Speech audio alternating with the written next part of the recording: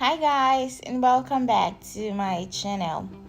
Okay, so today I'm going to be showing you guys how to make gold fondant crowns two different ways. I'm going to show you a very simple way that you don't need any tool for, and then a more elaborate way that you can use a mold for. You can use any large mold that you have whatsoever. Okay, so let's get started. Today I'm going to be using some sugar paste, some gum paste that I already made. I made this gum paste myself out of remnant fondant. So if you're looking for how to repurpose your, like when you have different cake works, like maybe you have remnant fondant from different cakes, blue, green, yellow, purple, black, you have all sorts of fondants, and they're very tiny, you can't really add them to something else, and you don't know how to repurpose them. I have a video on how to repurpose remnant fondant for you, and I'm going to put the link right up here. So I repurposed this remnant fondant and made it into sugar paste. So that's what I'm using right now. So if you want to see how to do that, just make sure you click on that link I just talked about. Okay, so this fondant right now, it's already sugar paste because I made it into sugar paste. So if you want to know how to turn your fondant to sugar paste, I'm going to put another link right up here for you guys to see. Okay guys, I have more than 200 videos for you on this channel. Awesome. Anyway, so what you want to do is create a strip, and you want to make sure the strip is not too thin, because you need it to be thick enough to be able to hold itself, because we're not going to be using a mold or anything. We're just going to be using round cutters, and the round cutter we're going to be using just one size. If you don't have a round cutter, you can use the cover of something.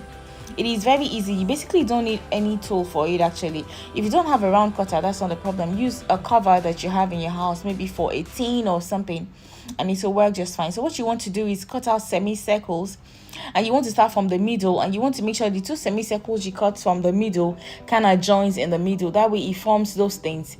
And as you go to the sides, make sure you're moving downward, if you understand what I mean. Make sure the front is kind of taller than the sides. That way when you make your crown, the front of the crown will be a little bit elevated compared to the sides of the crown, if that makes sense. If you notice, it kind of tapers from the middle to the sides. That's what you want to do. You want it to taper from the middle to the side. So now that we finish cutting out semicircles on our to-be crown, I'm going to show you how to make it form, and to make it form a perfect shape. So you want that container to go too small. So you want to take a container that is not too small, that your crown can go around effortlessly. That's what you want to do. This container is kind of too little. Yes, it will be too small. So I take a bigger one. Just take a plastic or a mini bucket you have in your house or something, and then make it go around. And then take a brush and then apply some edible glue and glue it. You don't want to use water, because gum paste is a little too thick. Unlike fondant where you can use water, it's a little too thick and might not hold. So you want to cut out the little excess you have, or you can just glue it together with your edible glue. And if you want to see how I make my edible glue, I make my edible glue out of remnant. I make it out of CMC powder, or out of remnant wafer paper, like those wafer paper scraps that I have from other works. Yes, I repurpose them into edible glue. The glue is not too watery, it is not too thick. It is good for gluing wafer paper, and also good for gluing fondant. So look at this right now, and it firms up really fast. This firmed up in less than 30 minutes. So you want to just leave it like this for about 30 minutes, and it will firm up. Before, I used to make these things in advance, but out of laziness and workload these days, I no longer make it in advance. So if you want to see how to make sugar paste from your remnant fondant that will firm up almost immediately, yes, click on the link right up here, and it's going to take you there, so you can see how to make it. In case you have a fondant figure you forgot to make and you need it to firm up really fast, you're going to see how to make that by yourself without buying. Okay, so I'm taking some chocolate balls and I'm gluing it on top of those spikes that we made with our round cutters. Those spikes, I'm gluing some chocolate balls on top of it. So, and I'm using chocolate to glue it. You can also use chocolate, that's because chocolate firms up really fast, or you can use edible glue, but edible glue might be a little bit tricky and your hand has to be really stable. But if you're using chocolate, it firms up really fast, so that makes your life a little easier. Okay, so once we are done with this, we are going to paint this crown. Okay, so usually when I make things for my cakes and for my customers stuff, I know how to repurpose a lot of stuff, and I have so many of those kind of videos on this channel for you if you want to watch. So if you are a new cake decorator, you know someone who's a new cake decorator, make sure you just send my channel to them, because I have a lot of easy, simple techniques they can learn from, and that will take their cake decorating game from 0 to 100.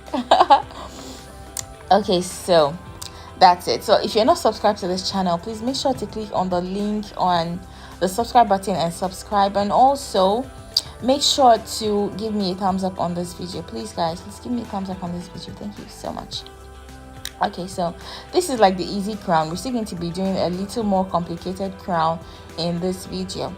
Okay, so once you've glued on all of your chocolate balls, then we are going to paint. So the chocolate balls might be a little bit tricky, so just leave it for a few seconds, because chocolate kind of firms up after, like, you know, 15 seconds. So if you don't touch it in 15 seconds, it will be firm. So just make sure you put it on top and just leave it like that for about 15 seconds, and then it will firm up. Then we can move on to painting. Okay, my edible gold dust that I use is very pigmented, and it is amazing, and I'm going to leave the link for you guys in the description box below. And at the same time, I have the link to my favorite cake tools, because I have some favorite cake tools that have made my life easier as a self-taught cake decorator. Yeah, there's some cake tools I buy and I realize like it's like a waste of time, because you know almost instantly that it wasn't designed by a cake decorator, because there's no way you make this blunder. You know what you need as a cake decorator to make your cake finer. So my favorite cake tools are in the description box below if you'd like to buy them, especially if you're just starting out. I have a list. Just check them out and see if it will be useful to you and stuff. So as soon as I'm done painting this crown gold, see how royally, is there a word like royally it looks? You won't believe it's so simple, and it takes me around maybe 10 to 15 minutes to make. And I don't make it in advance, actually. I make it on the same day I'm going to put it on my cake, because I have an amazing recipe for gum paste. Okay guys, that aside, let's move on to the second one. Okay, so this second one, we're going to be using a mold. You don't have to use this mold. I think I make like about 4 or 5 different kinds of crowns, and I use different molds. You just have to make sure it's a big mold, and that the mold has like tapers to the sides. You know how I made the first fondant where like it tapers to the side? Make sure if you have a mold that tapers to the side, you can use that mold. It doesn't have to be this mold. Even if it doesn't taper to the side, you can make it one of those crowns that like it is the same height all through. There are different kinds of crowns. So once you're just done, just make sure you paint it and put some accessories on it, maybe some gold balls and stuff, and it is going to come alive. And before you know, people will be asking you how you made your crown. Okay, so this crown today, we're going to be using a fondant mold. So you can try to use any fondant mold you have in your, you know, cake decorating box and stuff. Okay, so for this, we're going to be doing about 2 of that. Yeah, because you need it to be long enough to, like, this is just one of the mold. Yeah, I think one is too small because it won't go around, and I want a really big crown that can fit on a 6-inch cake, 6, 7, 8, 9-inch cake, like that will fit and look like it belongs there. Not too small, not too big, if you get what I mean. Okay, so we're going to be making another of our, you know, gum paste from this mold and stuff. Okay, so if you're not as experienced as me, you should not use a sharp razor to cut off your gum paste from your mold, because that way you can cut out your mold. Like, you can injure your mold kind of and like make it bad. So if you're not used to doing it like that, you want to put your fondant into your mold in beads so you don't spoil your mold. You understand? But I'm kind of used to doing this, and like my hands are stable and stuff, so I don't really cut into my mold and stuff. I make some mistakes sometimes and cut into it, but not like too damaging and stuff. Okay, so now we're going to join the two together, and then we are going to try to make a crown from this. Can you see, like, the middle will be taller and the sides tapers to the sides, if that makes sense? Okay, so what you want to do is take some edible glue and then glue it together, and then put it around your bucket just like you did for the first crown.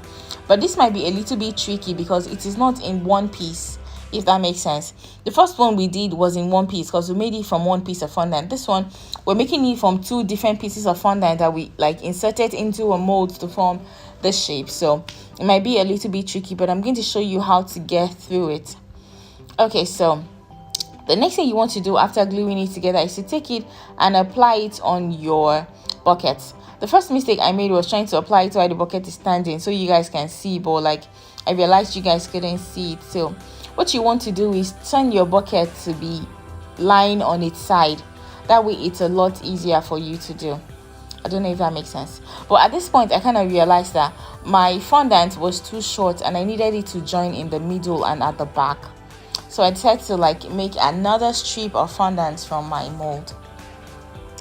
Okay, so guys, I decided to like make one more strip, like half of a strip basically, because my fondant was too short and I needed it to be a little bit longer so it could join at the back. Okay guys, so I'm going to put some more fondant in my mold and then make one more strip so I can join it to the one we already have. I think half is enough because that way it will just join. I don't need that much, just a little. So you want to make sure like whatever bucket you're using or whatever container you're using to like form the round circle of your crown, you want to make sure your crown joins at the back. So if it doesn't, you have to like add a little more, like from your mold, of course, add a little more to the back and stuff. And if it overlaps, that's no problem. All you have to do is glue the top to the bottom or the bottom to the top basically, and then you'll be able to make a crown that like is long enough to like go around and form basically. Okay, so I'm applying my glue again, and then we are going to go back. And then, okay, this was being tricky. I didn't know I was going to apply it. So we're going to go back and then try to make that stay on the bucket and stuff so it can like form that shape. It forms that shape really fast. In like 30 minutes, it will be good to stand on its own. So you don't have to make this in advance or anything. So if you haven't subscribed to my channel, guys, what are you waiting for? I have more than 200 videos on this channel for you guys to watch, especially if you're a beginner or an intermediate.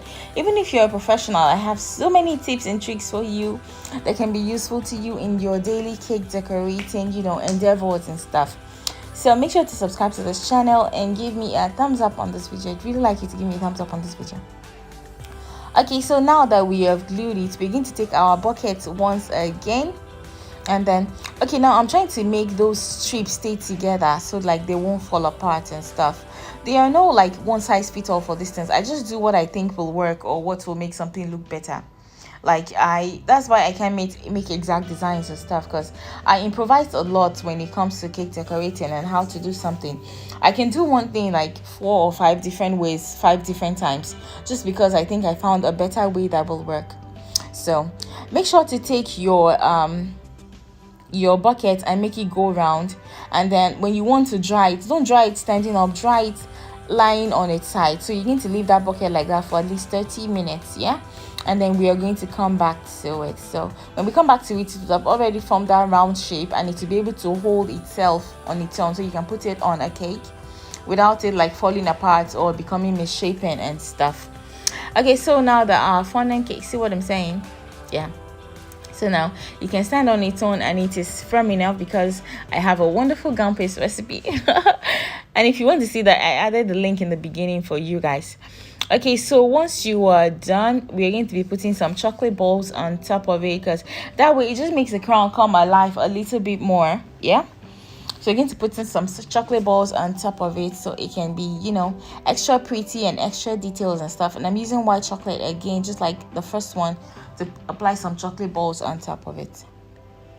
Okay, so if you want to buy this mold that I'm using, exactly this mold, I'm going to put the link in the description box for you guys to check out, and other molds I think you can use too. I'm going to leave the link for you in the description box to check out, and as well as my favorite cake tools. Yeah, I have like some cake tools that I can't live without. Like I legit can't live without them because they make my life easier.